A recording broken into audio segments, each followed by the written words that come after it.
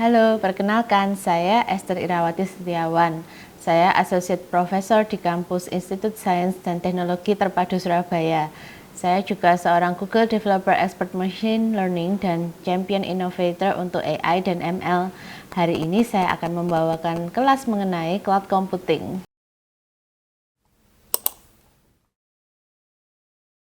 Halo, saya akan membahas tentang topik yang menarik yang tadi sudah saya ceritakan tentang MakerSuite, dan sekarang kita coba dengan mengkombinasikannya dalam kerangka pengembangan Flutter yang saat ini sangat populer.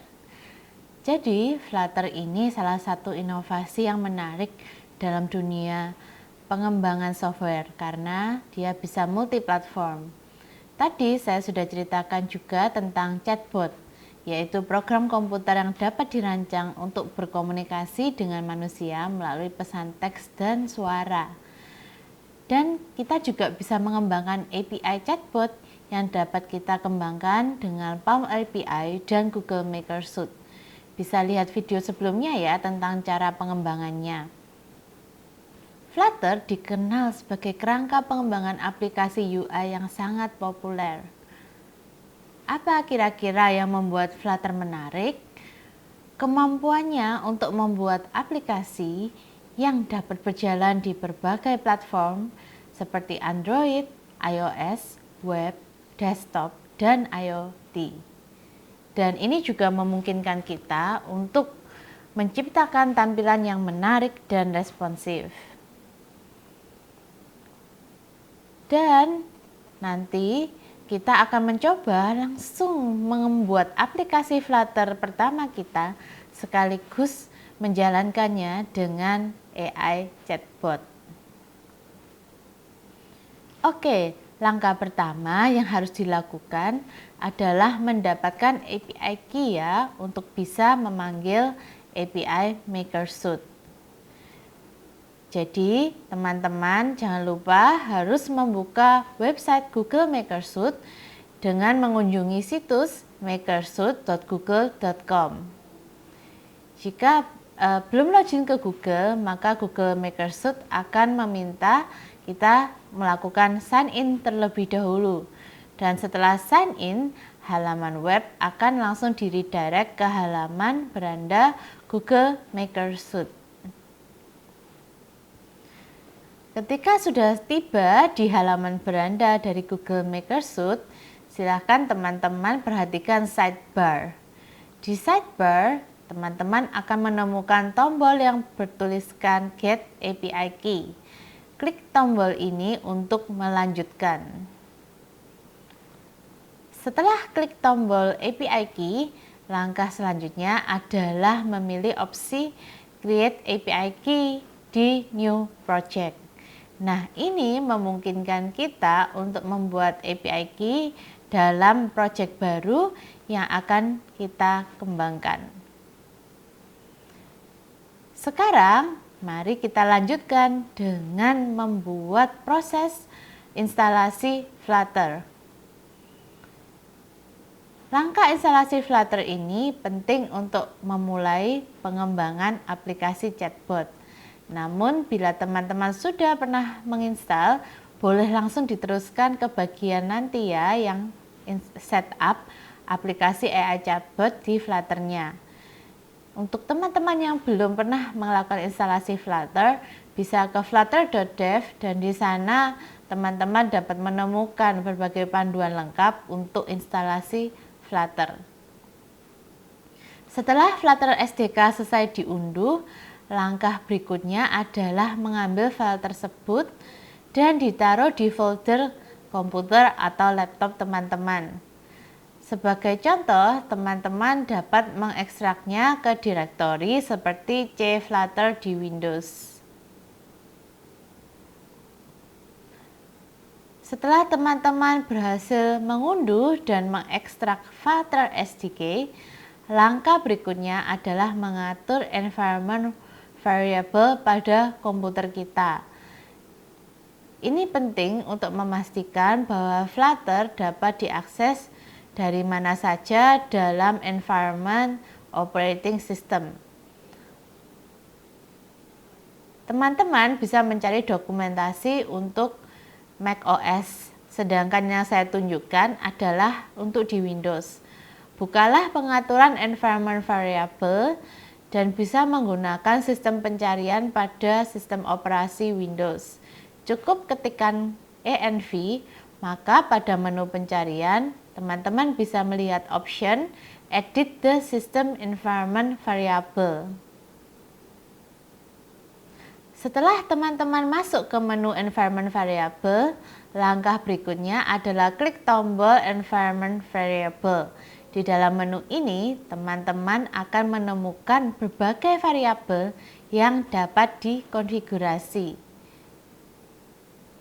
Teman-teman jangan lupa pilih variable path dan klik tombol Edit.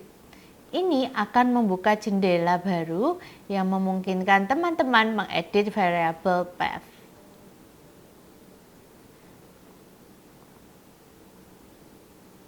Selanjutnya, pada menu Edit Path, klik tombol New. Dan tambahkan path ke folder bin dari direktori Flutter yang telah diekstrak pada komputer sebelumnya.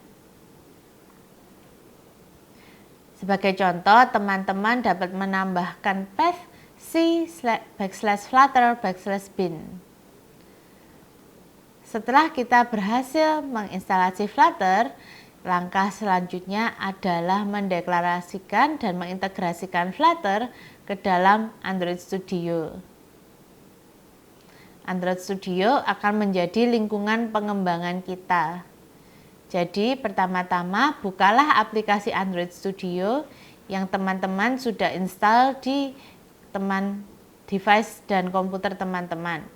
Di dalam Android Studio, pilih menu Plugins. Kemudian cari dan install plugin Flutter dan Dart. Plugin ini akan memungkinkan Android Studio untuk menginstal dan mengintegrasikan Flutter. Di dalam Android Studio, pilihlah menu Plugins, kemudian cari dan install plugin Flutter dan Dart. Plugin ini akan memungkinkan Android Studio untuk mengenali dan mengintegrasikan Flutter ke dalam lingkungan pengembangan. Sekarang teman-teman siap untuk memulai project Flutter pertama. Pilihlah menu New Flutter Project di Android Studio.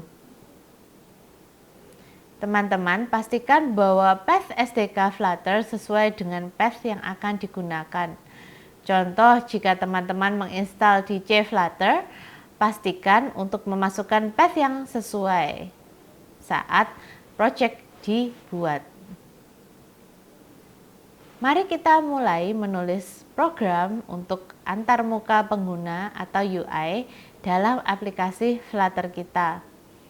Ada beberapa dependencies yang perlu diinstal. Dependencies ini akan membantu teman-teman dalam membuat tampilan yang menarik dan bisa menghubungkan aplikasi dengan API. Untuk menginstal dependensi tambahan ini, kita perlu mengedit file pubspec.yml yang ada dalam proyek. Pubspec.yml adalah file konfigurasi yang dapat digunakan untuk mengelola dependensi proyek kita. Di dalam file pubspec.yml, kita bisa menambahkan dependensi yang dibutuhkan untuk proyek kita. Pada contoh ini, kita akan menggunakan gradient borders, di mana dependensi ini dapat mengatur tampilan aplikasi dan juga HTTP untuk bisa memanggil API. Teman-teman, lihatlah contoh program yang dapat kita tambahkan. Selanjutnya, teman-teman perlu menjalankan perintah flutter pubget dalam terminal atau command prompt di direktori project Flutter. Ini akan mengunduh dan menginstal dependensi yang telah ditambahkan ke project. Untuk membuat antarmuka pengguna, kita dapat menambahkan gambar chat. Berikut adalah langkah-langkahnya.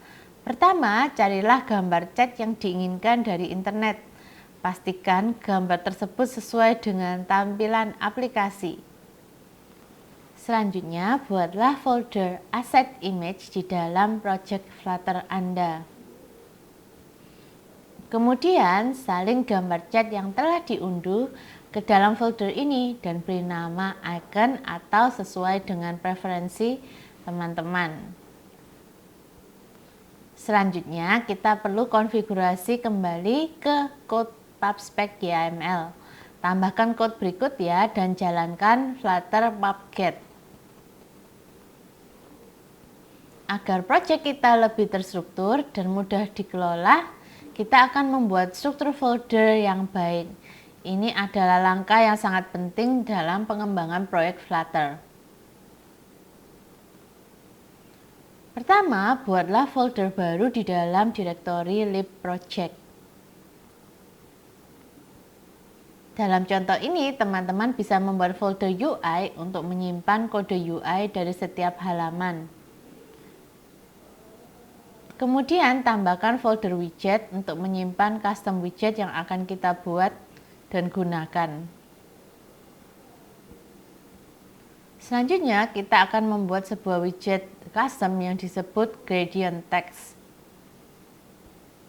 Widget custom ini dapat digunakan untuk menampilkan teks dengan efek gradasi warna yang menarik dalam aplikasi kita.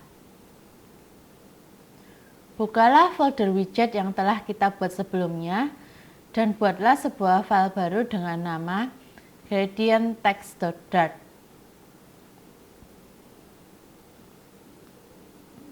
Selanjutnya, salin dan tempelkan potongan kode tersebut dalam file. Nah, sekarang waktunya kita mengkonfigurasi file main.dart.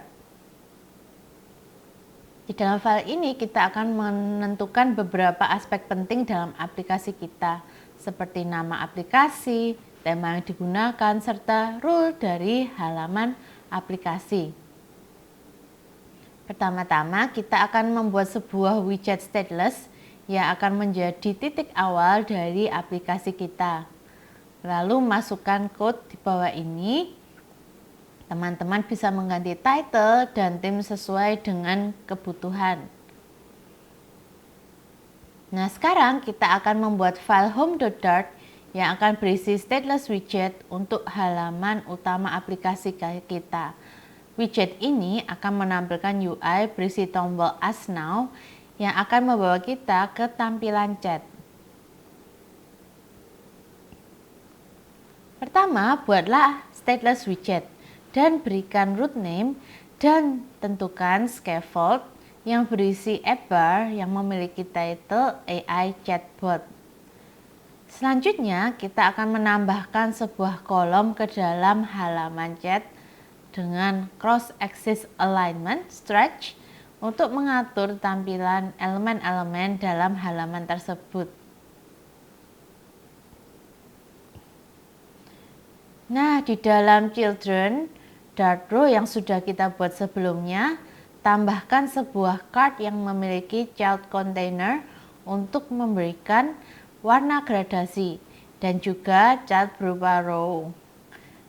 Teman-teman nanti bisa juga lihat di GitHub ya. Pada child.row, buatlah kolom lagi berisi teks untuk memberikan teks pada card tersebut. Setelah memberikan teks pada kolom sebelumnya, sekarang kita dapat menambahkan button yang memiliki fungsi untuk berganti halaman menuju ke halaman chat. Selanjutnya, kita akan keluar dari kolom dan kembali ke row sebelumnya. Dalam row ini, kita ingin menambahkan sebuah icon chat yang sudah kita masukkan dalam folder asset agar tampilan bisa dibuat dengan lebih menarik. Code untuk menambahkan gambar icon dapat dilihat ya. Tampilan UI untuk halaman home telah selesai. Kurang lebih hasilnya bisa dilihat seperti ini. Selanjutnya, teman-teman akan beralih untuk membuat halaman chatnya. Sama seperti halaman home, kita harus setting root name di awal.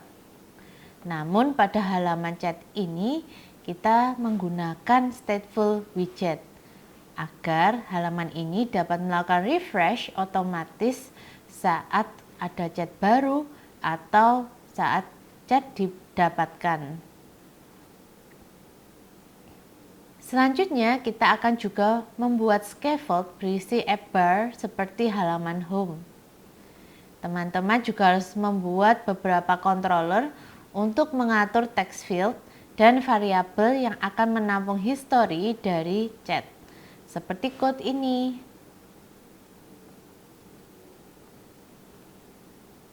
Selanjutnya, pada body stack dengan children pertama, yaitu container, akan memiliki child list view. List view akan menampilkan history chat. Jangan lupa masukkan item count dari panjang variabel chat history seperti code ini. Selanjutnya, untuk item builder pada list view, buatlah code yang ini ya.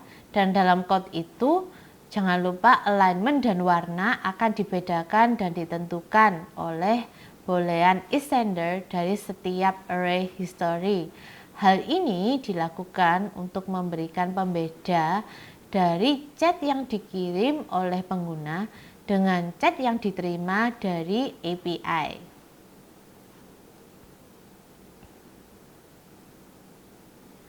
Keluar dari list view dan container, tambahkan children pada stack berupa align yang akan digunakan untuk menampilkan text field yang digunakan untuk menulis chat dan juga button send untuk mengirim teks. Coding align dapat dilihat ya. Pada children, pada align ini, pertama kita akan membuat text field terlebih dahulu. Dan supaya tampilan lebih menarik, kita akan menggunakan border gradient. Hal ini dilakukan dengan membuat expanded yang memiliki child container dengan decoration yang disebut box decoration dan border gradient box border. Kemudian berilah text field pada child dari container controller yang sudah dibuat sebelumnya. Setelah itu, waktunya untuk menambahkan tombol send pada children align dengan menggunakan material button. Kosongkan dahulu event on press-nya dan berikan childnya berupa link yang memiliki decoration untuk membuat background dari buttonnya berupa gradient. Berikan juga icon untuk membuat tampilan lebih menarik seperti code ini. Sekarang tampilan dari halaman chat telah selesai dan kurang lebih hasilnya bisa dilihat ya. Setelah kita selesai membuat tampilan UI, nah sekarang waktunya kita membuat proses fungsionalitas untuk chatnya. Pertama, pada tombol send, kita tambahkan set state untuk memudahkan isi dari text field menuju ke chat history. Kemudian selanjutnya untuk menerima balasan dari AI, kita harus menembak Palm API. Untuk itu kita membuat asynchronous function yang terlihat di tampilan dan jangan lupa untuk mengganti API key dengan API key yang telah teman-teman dapatkan dari Webmaker Suite. Lalu kita harus memasukkan chat history ke dalam suatu array. Nah, setelah itu kita bisa set request sesuai dengan dokumentasi POM API yang berisi POM, temperature, candidate count, top P, dan top K. Untuk mengetahui setiap fungsi dari parameter ini, bacalah pada link dokumentasi developers.generative.ai.google/api/python/google/generative.ai/generate-text. Setelah kita mendapatkan respons, kita melakukan pemanggilan setState dan masukkan respons tersebut ke dalam variabel chat history. Dan jangan lupa langkah terakhir adalah memanggil async function pada onPress tombol send. Akhirnya program kita sudah selesai dan kita dapat melakukan coding seluruhnya menjadikan aplikasi chat yang dapat kita coba-coba. Dan dalam contoh dari slide ini, saya mencoba untuk menanyakan cuaca hari ini di kota Surabaya. Dan bot dapat memberikan respons yang baik. Terima kasih sudah mengikuti materi dari saya dan ikuti tutorial-tutorial selanjutnya untuk menggabungkan AI dengan teknologi mobile dan cloud.